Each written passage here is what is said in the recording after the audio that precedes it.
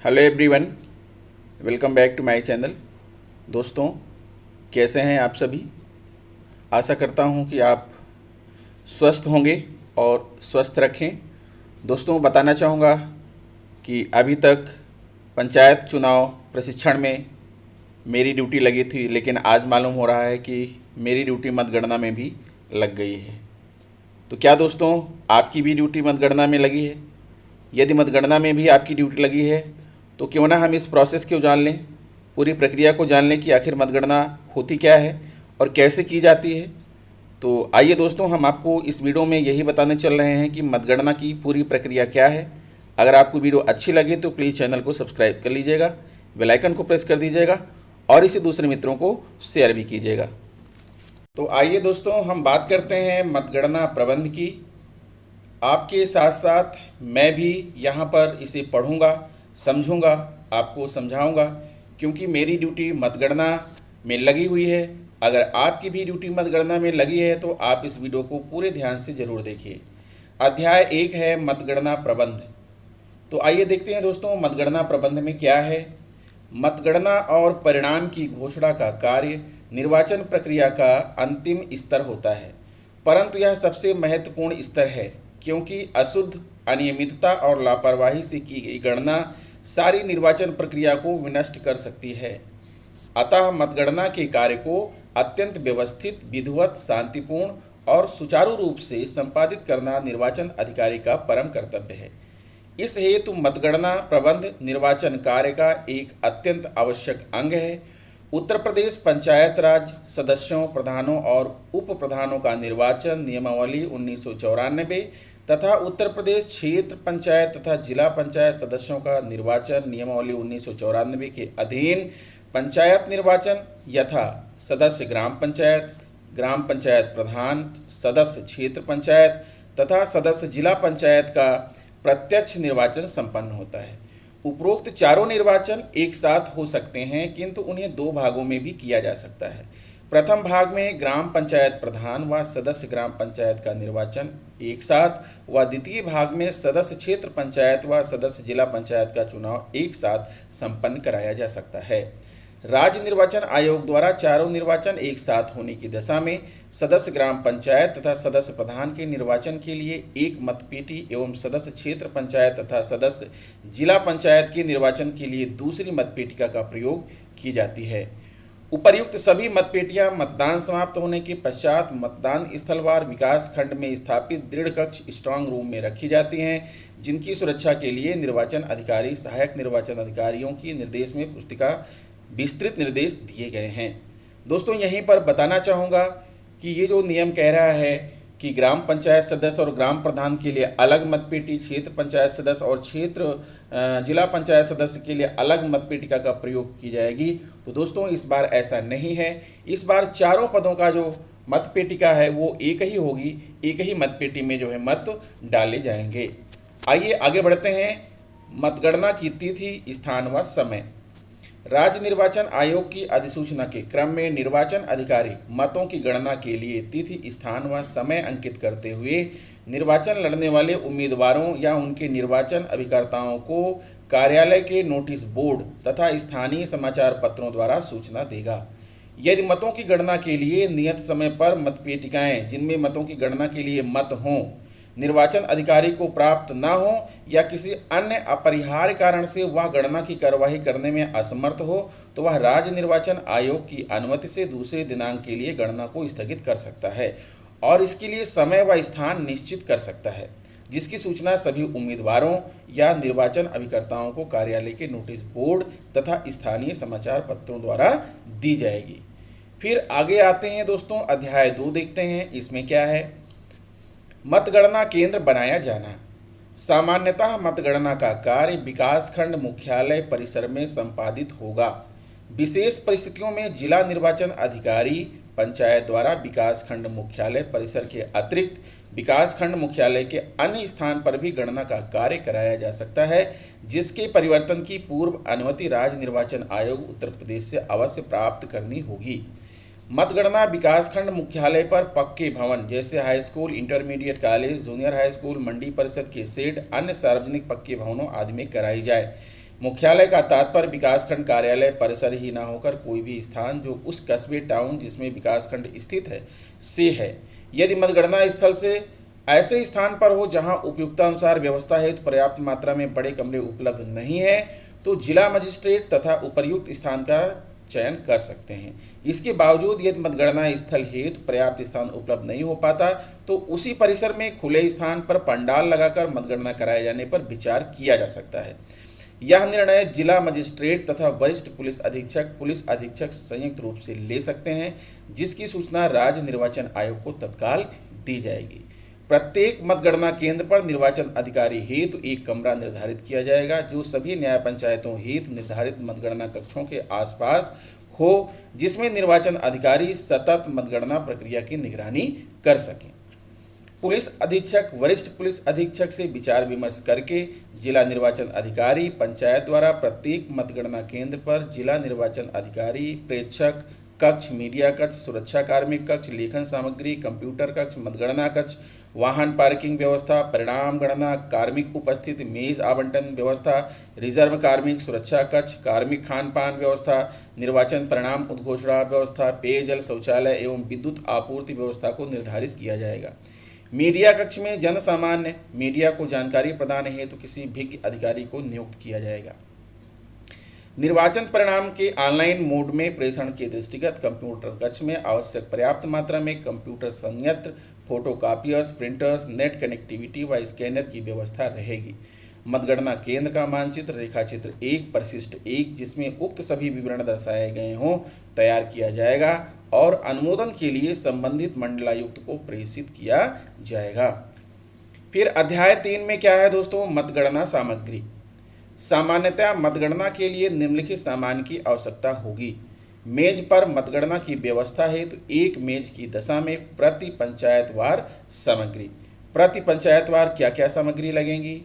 Dot pen 4, सादा कागज 5, गीला स्पंज अथवा छोटे प्याले में पानी 4, धागा 2 गोला, रबर बैंड 50 ग्राम, पेपर वेट अथवा पत्थर के टुकड़े 8, मतगणना प्रपत्र आवश्यकता अनुसार, गणना पर्ची 40 अदद, ब्लेड 1, आलपिन का पत्ता 1 अदद। ये सामग्री हैं। फिर मतपत्रों आदि की गणना के बाद सील करने की व्यवस्था हेतु प्रति मतगणना केंद्र में न्याय पंचायतवार सामग्री। तो यहाँ क्या क्या चीज़ें लगेंगी? मतपत्रों की पैकेटिंग के लिए बासी कागज full 75 seat size A60 GSM कागज, सुतली 500 ग्राम, सीलिंग बैग 100 ग्राम, मोमबत्ती लंबाई 200 ms 5 अदद, स्टाम्प पैड बड़ा 160x97 ms 1 अदद, रबर स्टैम्प निरस्त की मुहर 1, धातु की मुहर 1, कैलकुलेटर 1, सूजा 1, आलपिन का पत्ता 4। मतगणना के दौरान जो मतपत्र निर्वाचन अधिकारी सहायक निर्वाचन अधिकारी द्वारा अस्वीकृत किए जाने योग्य पाए जाते हैं उन्हें अस्वीकार किए जाने के लिए विभिन्न कारणों को दर्शाने वाली रबर की मुहर परिशिष्ट 2 में दिए गए नमूने के अनुसार की व्यवस्था करनी होगी। इसे करते हैं दोस्तों अध्याय 5 की मतगणना स्थल पर उपस्थित रहने वाले व्यक्ति। मतगणना स्थल पर वही व्यक्ति उपस्थित रहेंगे जो मतगणना कार्य से प्रत्यक्ष परोक्ष रूप से संबद्ध हों।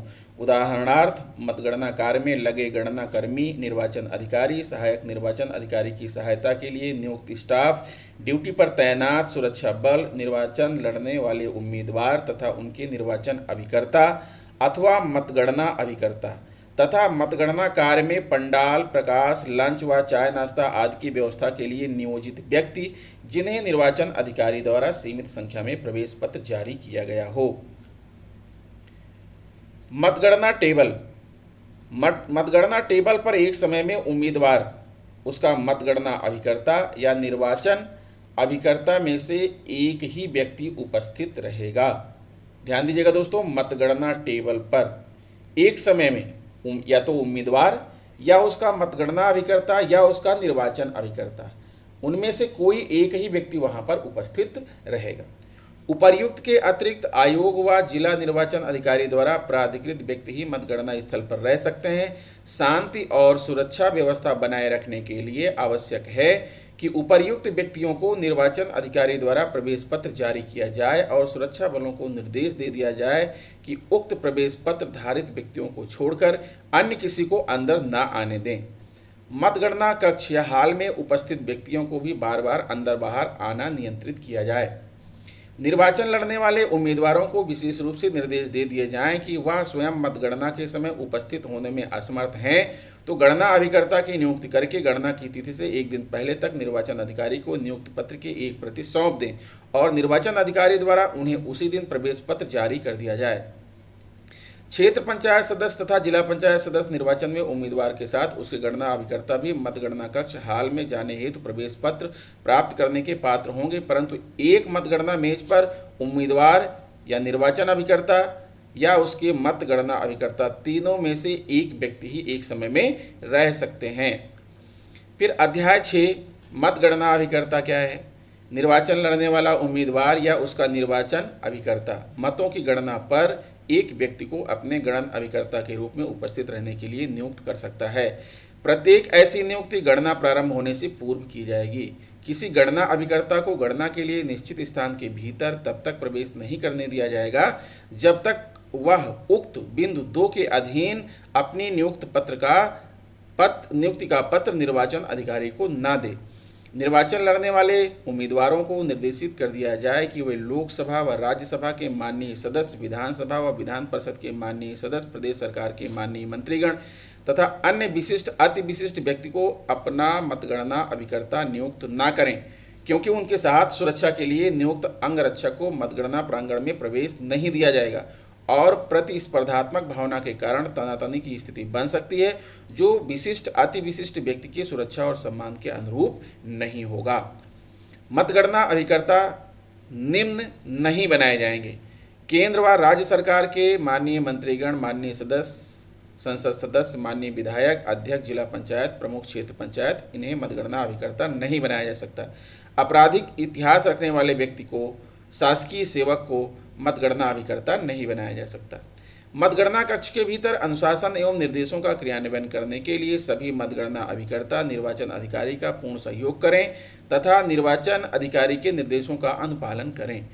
वह यह भी नोट कर लें कि निर्वाचन अधिकारी द्वारा किसी भी प्रकार के निर्देशों की अवज्ञा से उन्हें मतगणना कक्ष के बाहर निकाला जा सकता है। मतगणना के दौरान किसी भी मतगणना अभिकर्ता को व अन्य को मतगणना कक्ष के बाहर जाने की अनुमति नहीं है, अर्थात एक बार मतगणना अभिकर्ता व अन्य मतगणना कक्ष में प्रवेश कर गए तो वह मतगणना परिणाम घोषित होने के बाद मतगणना कक्ष से बाहर हो जाएंगे। किसी सुरक्षा प्राप्त व्यक्ति को मतगणना एजेंट नहीं बनाया जाएगा एवं मतगणना स्थल पर किसी सुरक्षा प्राप्त व्यक्ति अथवा उसके अंगरक्षक को शस्त्र के साथ प्रवेश नहीं करने दिया जाएगा। जिला पंचायत सदस्य की मतगणना एक से अधिक मेजों पर होने के कारण उतने ही गणना अभिकर्ता नियुक्त किए जा सकते हैं जितनी मेजों पर जिला पंचायत सदस्यों की मतगणना हो रही है।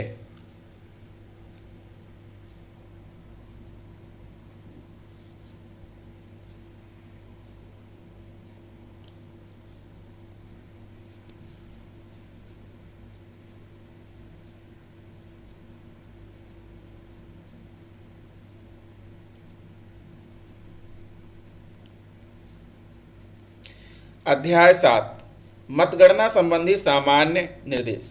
मतगणना विकासखंड के लिए निर्धारित मतगणना स्थल पर कराई जाएगी। 4 पदों की मतगणना एक साथ कराई जाएगी। विकासखंड पर जो निर्वाचन अधिकारी तैनात हैं उन्हें जिला पंचायत सदस्य की मतगणना के लिए सहायक निर्वाचन अधिकारी पदविहित किया जाएगा।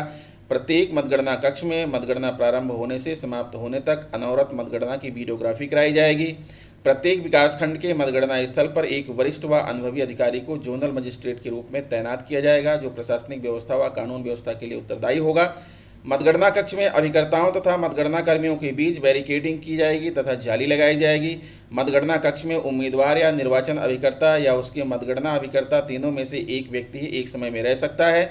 मतगणना केंद्र के प्रांगण के 200 मीटर की परिधि में केवल ड्यूटी पर तैनात अधिकारियों एवं कर्मचारियों के वाहनों को ही प्रवेश दिया जाएगा। मतगणना स्थल पर 2 जनरेटरों की व्यवस्था की जाएगी। एक जनरेटर मतगणना आरंभ होने से अनवरत चलता रहेगा। मतगणना कर्मियों की शिफ्ट व ड्यूटी लगाई जाएगी। प्रत्येक शिफ्ट 12-12 घंटे की होगी। मतगणना कर्मियों की ड्यूटी 12 घंटे की शिफ्ट में लगाई जाए। पहली शिफ्ट में नियुक्त कर्मी को प्रातः 8 बजे से सायंकाल 8 बजे तक मतगणना कार्य करेंगे। उसके बाद दूसरी पारी के कार्मिक सायं 8 बजे से मतगणना की समाप्ति तक मतगणना करेंगे। एक शिफ्ट के मतगणना कार्मिक तभी अपनी ड्यूटी से हटेंगे जब अगली शिफ्ट के उनके प्रतिस्थानी ड्यूटी पर आ जाएं। मतगणना कर्मियों को भोजन व जलपान मतगणना हाल में ही उपलब्ध कराया जाएगा। इसके लिए वे मतगणना कक्ष हाल के बाहर नहीं जाएंगे। मतगणना दल के गठन की सूचना की प्रति सभी संबंधित मतगणना दल के सदस्यों को उपलब्ध कराई जाएगी। प्रत्येक न्याय पंचायत हेतु निर्धारित मतगणना कक्ष क्रमांकित करते हुए गणना की जाएगी। ग्राम पंचायतों की गणना, क्रम सूची, उनके अंतर्गत आने वाले मतदान स्थलों का विवरण, क्षेत्र पंचायत व जिला पंचायत के वार्डों का ग्राम पंचायत एवं मध्य स्थलवार विवरण तैयार करके सहज द्रष्टव्य स्थानों पर चस्पा किया जाएगा, ताकि प्रत्याशियों, उनके निर्वाचन अभिकर्ताओं तथा मतगणना अभिकर्ताओं को उनसे संबंधित क्षेत्रों की मतगणना प्रारंभ होने का अनुमानित समय एवं वार्ड में सम्मिलित मतदेय स्थल ज्ञात हो सके। निर्वाचन अधिकारी की मेज पर लाउडस्पीकर सेट ध्वनि विस्तारक यंत्र होगा, जिसके 2 हॉर्न मतगणना स्थल के बाहर स्थापित किए जाएंगे। प्रत्येक न्याय पंचायत की ग्राम पंचायत की गणना प्रारंभ एवं मतगणना परिणाम की सूचना उद्घोषणा ध्वनि विस्तारक यंत्र द्वारा की जाएगी। मतगणना केंद्रों पर अधिक भीड़ न एकत्रित होने पाए और शांति व्यवस्था बनी रहे, इस दृष्टि से यह आवश्यक है कि परिणाम की घोषणा लाउडस्पीकर से बाहर भी करा दी जाए, ताकि लोग अनावश्यक रूप से प्रतीक्षा न करें। अन्य व्यवस्थाएं: सभी मतगणना केंद्रों पर मतगणना कार्मिकों, प्रत्याशियों व उनके अभिकर्ताओं हेतु आधारभूत व आवश्यक सुविधा यथा पीने के पानी व बैठने की समुचित व्यवस्था की जाएगी एवं उनके लिए शौचालय आदि की व्यवस्था भी की जाएगी। यदि केंद्र पर शौचालय आदि की व्यवस्था नहीं है तो अस्थायी व्यवस्था की जाएगी। मतगणना अभिकर्ताओं के खड़े होने के स्थान पर आवश्यकता अनुसार अधिकतम 10 छोटी कुर्सियां प्रति मेज कुर्सियों की व्यवस्था भी की जा सकती है। मतगणना कार्मिक और मतगणना अभिकर्ता को मतगणना केंद्र के भीतर मोबाइल फोन ले जाना प्रतिबंधित है। केवल प्रेक्षक, जिला निर्वाचन अधिकारी, उप जिला निर्वाचन अधिकारी, मतगणना ड्यूटी पर नियुक्त मजिस्ट्रेट, पुलिस अधिकारी को मतगणना केंद्र के भीतर मोबाइल फोन ले जाने की अनुमति है, परंतु मतगणना केंद्र में धूम्रपान पूर्णतया निषेध है। लोकसभा और विधानसभा निर्वाचन में पत्रकारों को दी जाने वाली पास की सुविधा की भांति ही मतगणना में पत्रकारों को पास की सुविधा उपलब्ध कराई जाएगी। मतगणना केंद्र के प्रमुख प्रवेश द्वार पर मतगणना कक्षवार मतगणना किए जाने वाले ग्राम पंचायत, क्षेत्र पंचायत, जिला पंचायत, वार्ड के मध्य स्थलवार विवरण एवं मतगणना केंद्र में दर्शित मतगणना कक्ष का विवरण सहज द्रष्टव्य स्थान पर चस्पा कर दिया जाएगा तथा मतगणना केंद्र से प्रवेश द्वार के अंदर मतगणना कक्षों को जाने के लिए मार्गदर्शक चिन्ह बनाए जाएं। मतगणना कक्ष के बाहर भी मतगणना किए जाने वाले ग्राम पंचायत, क्षेत्र पंचायत, जिला पंचायत, वार्ड के मध्य स्थलवार विवरण चस्पा किए जाएंगे, ताकि जन सामान्य को उसकी जानकारी सुगमतापूर्वक हो जाए और अनावश्यक रूप से मतगणना केंद्र पर भीड़ इकट्ठी न हो। यदि पंचायत निर्वाचन में चुनाव लड़ रहे उम्मीदवारों के साथ मतगणना और निर्वाचक परिणाम की घोषणा में किसी भी प्रकार की धोखाधड़ी या साजिश पाई जाएगी तो उक्त अधिकारी कर्मचारी को दायित्व के निर्वहन में विफल रहने, सेवा संबंधी कदाचार करने तथा पदीय कर्तव्य भंग का दोषी माना जाएगा। ऐसी स्थिति में संबंधित अधिकारी कर्मचारी के विरुद्ध उत्तर प्रदेश प्रांत पंचायती राज अधिनियम 1947 की धारा 12 ख घ तथा क्षेत्र पंचायत एवं जिला पंचायत अधिनियम 1947 की धारा 264 ग के अंतर्गत संज्ञान लेते हुए प्रथम सूचना रिपोर्ट भी दर्ज कराई जाएगी। जिन मतदान स्थलों पर जिस पद स्थान की मतदान प्रक्रिया दूषित हो गई है, उन पद स्थानों की मतों की गिनती नहीं की जाएगी। ऐसे पदों स्थानों हेतु पुनर्मतदान में पड़े मतों की गणना की जाएगी। कानून एवं शांति व्यवस्था के दृष्टिगत मतगणना समाप्ति के बाद विजय जुलूस निकालना पूर्णतया प्रतिबंधित है। जिला मजिस्ट्रेट CRPC की धारा 144 का कठोरता से पूर्ण अनुपालन कराना सुनिश्चित करें। अब यह है मतगणना के संबंध में सामान्य प्रक्रिया। मतपेटिकाओं की जांच। मतगणना स्थल पर लाई गई मतपेटिकाओं की सील की जांच कर ली जानी चाहिए। उम्मीदवारों द्वारा मतपेटिकाओं का निरीक्षण।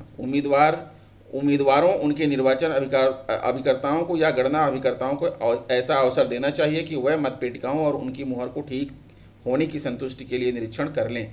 मतपेटिकाओं में गड़बड़ी। निर्वाचन अधिकारी को स्वयं इस बात से भी संतुष्ट हो जाना चाहिए कि मतपेटिकाओं में गड़बड़ी नहीं की गई है। ऐसी दशा में जब मतपेटिकाओं में गड़बड़ी की गई हो, निर्वाचन अधिकारी उत्तर प्रदेश पंचायत राज सदस्यों, प्रधानों और उप प्रधानों का निर्वाचन नियमावली 1994 के नियम 104 गा के साथ पठित नियम 100 में निर्धारित रीति का अनुसरण करेंगे।